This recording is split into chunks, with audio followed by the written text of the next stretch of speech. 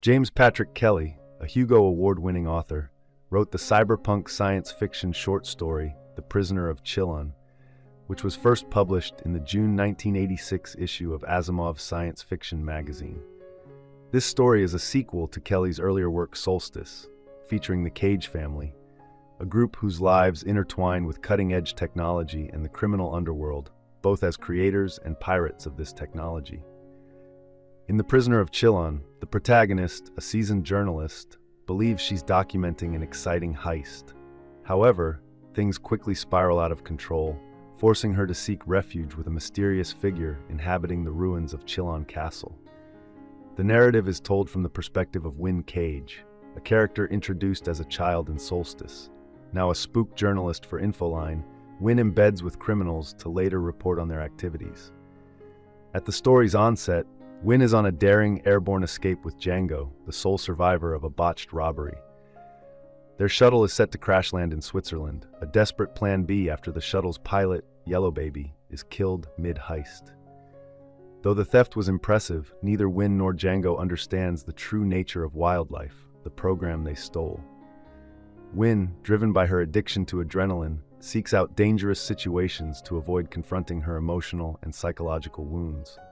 As she reflects on her past with Yellow Baby, she recalls him as both a lover and a skilled partner in crime. As the shuttle nears its landing, Wynne and Django bail out on personal gliders, with Wynne assisting Django in retrieving a crucial photonic email. The email contains a snippet from The Prisoner of Chillon, Lord Byron's 1816 narrative poem about the imprisonment of a 16th century monk, Francois Bonivard, in Chillon Castle. From this, Wynne deduces they must head to the castle. Upon arriving at Chillon Castle, which has been devastated by the 2039 nuclear bombing of Geneva, they encounter a man who identifies himself as Francois Bonivard. His body is grotesquely altered, with both legs amputated and the left side of his torso withered. Despite the horror of his appearance, Wynne is oddly drawn to him. Bonivard reveals that wildlife is the blueprint for a cognizer, a human equivalent AI. Django dismisses this as impossible, but when Bonivard offers the promised payment, Django decides to remain in the castle overnight to reconsider.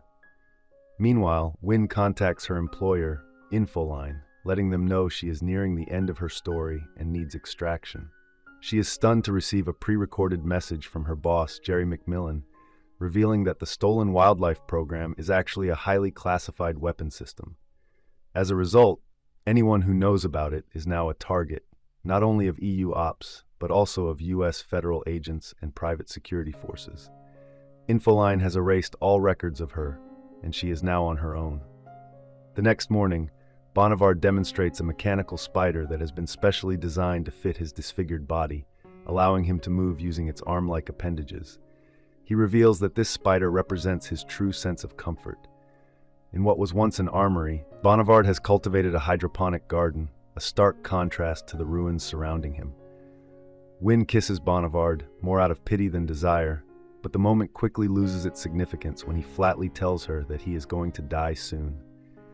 In the days that follow, she and Django settle into a monotonous routine at the castle.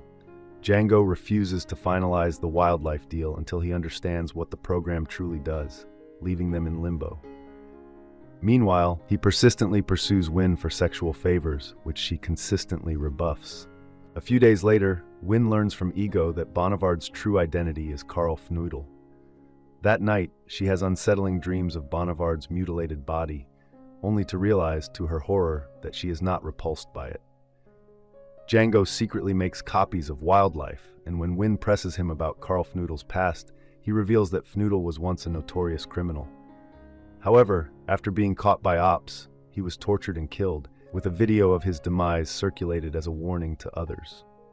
Wynne confronts Bonivard, demanding the truth about his identity. Instead of getting answers, she finds herself confessing her own secrets, that she no longer works for Infoline, that Django is duplicating wildlife, and even that she has dreamt about him. Bonivard admits he orchestrated events to bring Wynne to the castle. He explains that he is no longer Karl, he has become the new prisoner of Chillon. Wynne, moved by his vulnerability, asks if he can make love to her, and they share an intimate moment. The following day, Bonivard orders Django to leave the castle. In a surprising turn, Bonivard instructs Django to release his copies of wildlife to the world rather than hoarding them. Django, eager to make a name for himself in criminal circles, is eager to comply. Bonivard then reveals a massive array of computers running an incredibly advanced program capable of sensorium emulation, movement, language, logic, anticipation. When Bonivard connects himself to the system, the program generates a lifelike simulacrum of Yellow Baby, one that can be seen, heard, and touched. Bonivard explains that, eventually, the program will be able to create not just human-like constructs, but anything. It is, in essence, the army of the future. His intention is for Django to distribute the program widely. If everyone has access to it, he argues, its power as a weapon diminishes, and it can be used for more positive purposes like exploration or aiding people with disabilities. Bonivard admits his ultimate goal is to upload himself into wildlife permanently, allowing him to escape the confines of his disabled body. Pitying him, Wynne gently points out that such a feat is probably impossible. But Bonivard insists that, with only a year or two to live, there is no harm in attempting it. Wynne realizes, with a sinking feeling, that Bonivard will never let her leave the castle. He doesn't want her to expose the secrets of his plans. Bonivard then confesses his love for her and asks if she will join him in uploading herself into wildlife. Wynne is horrified by the proposal.